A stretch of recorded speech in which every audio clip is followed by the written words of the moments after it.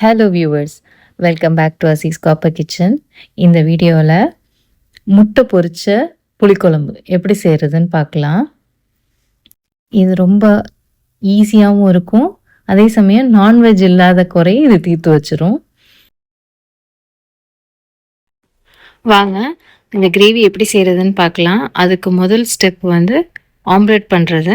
அதை எப்படி செய்கிறதுன்னு ஃபஸ்ட்டு பார்ப்போம். அதுக்கு முதல்ல ஒரு பவுலில் பொடியாக கட் பண்ண வெங்காயம் 150 கிராம் போல் எடுத்திருக்கேன். 1 டேபிள் ஸ்பூன் போல் பச்சை மிளகா பொடியாக கட் பண்ணி எடுத்திருக்கேன். அதே மாதிரி பொடியாக கட் பண்ண மல்லி இலை 2 டேபிள் ஸ்பூன், உப்பு 1/2 டீஸ்பூனுக்கும் கொஞ்சம் கம்மியாக சேர்த்துருக்கேன், சோம்புத்தூள் 1/4 டீஸ்பூன், இது கூடவே 3 முட்டை சேர்த்துக்கிறேன். அவ்வளோதான். இதை நல்லா மிக்ஸ் பண்ணிவிட்டு இதை ஆம்லெட் பண்ணி எடுத்துக்கலாம்.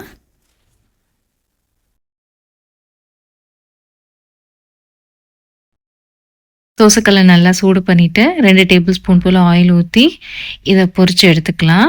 இந்த ஆம்லெட் கொஞ்சம் திக்காக இருக்கணும், ரொம்ப தின்னாயிடக்கூடாது. அப்போ தான் கிரேவி இது உள்ளே இருக்க ஊறி இன்னும் நல்ல டேஸ்ட்டாக இருக்கும் அது. ஸோ இந்த முட்டையை திருப்பி போட்டுடலாம். அவ்வளோதான், ஃபஸ்ட்டு ஸ்டெப்பு ஆம்லெட் பொரிக்கணும். அது ரெடி ஆகிடுச்சு. இதை எத்தனை பீஸ் வேணுமோ அத்தனை பீஸாக கட் பண்ணி இதை தனியாக ஒரு பிளேட்டில் எடுத்து வச்சுக்கலாம்.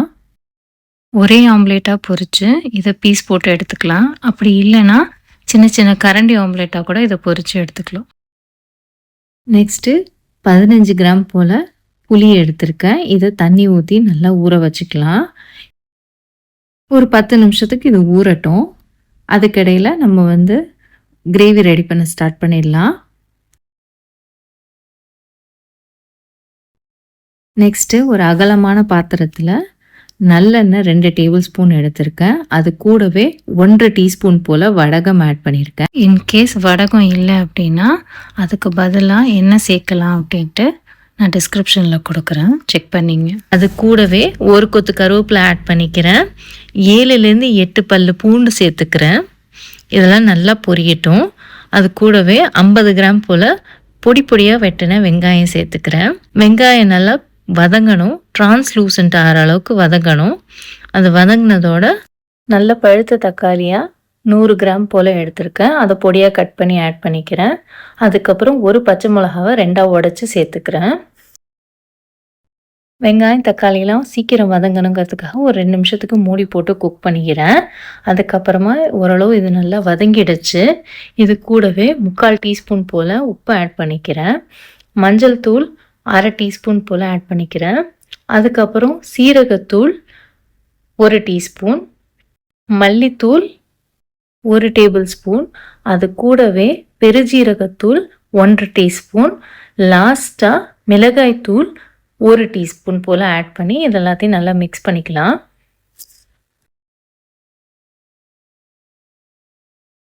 மசாலாலாம் ஆட் பண்ணியாச்சு.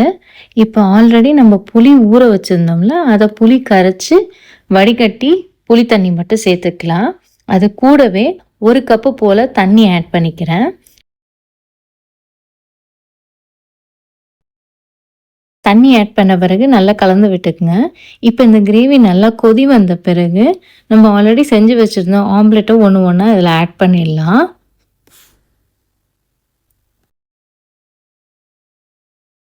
மேலாக நிற்கிற ஆம்லெட் பீசஸை இந்த மாதிரி அழுத்தி விட்டுட்டோம் அப்படின்னா நல்ல கிரேவியில் நல்லா ஊறிடும். இது ஒரு 3 to 4 மினிட்ஸ் ஸ்லோ ஃப்ளேமில் மூடி போட்டு குக் பண்ணால் போதும். அவ்வளோதான். பாருங்கள், சைட்லலாம் எண்ணெய் பிரிஞ்சு வந்துருச்சு, கிரேவியும் ரெடி ஆகிடுச்சு. அவ்வளோதான். லாஸ்ட்டாக பொடியாக நறுக்குன மல்லிக்கீரையை ஆட் பண்ணி இந்த கிரேவியை இறக்கிடலாம். அவ்வளோதான். ரொம்ப ஈஸியான ரெசிபி இது. பிகினர்ஸ் கூட நிமிஷத்தில் டக்குன்னு செஞ்சு முடிச்சிடலாம், அவ்வளோ ஈஸியானது. இது எவ்வளோக்கு எவ்வளோ ஈஸியாக இருக்கோ அவ்வளோக்கு எவ்வளோ ஃப்ளேவர்ஃபுல்லாகவும் இருக்கும். இதை கண்டிப்பாக ஒயிட் ரைஸோடு சாப்பிட்டு பாருங்கள், செம்ம காம்பினேஷனாக இருக்கும். நீங்களும் இதை ட்ரை பண்ணி பார்த்துட்டு உங்கள் கமெண்ட்ஸை கமெண்ட் பாக்ஸில் கொடுங்க. தேங்க்யூ ஃபார் வாட்சிங். For more recipes please to subscribe to Azeez copper kitchen. Like, share and comment below.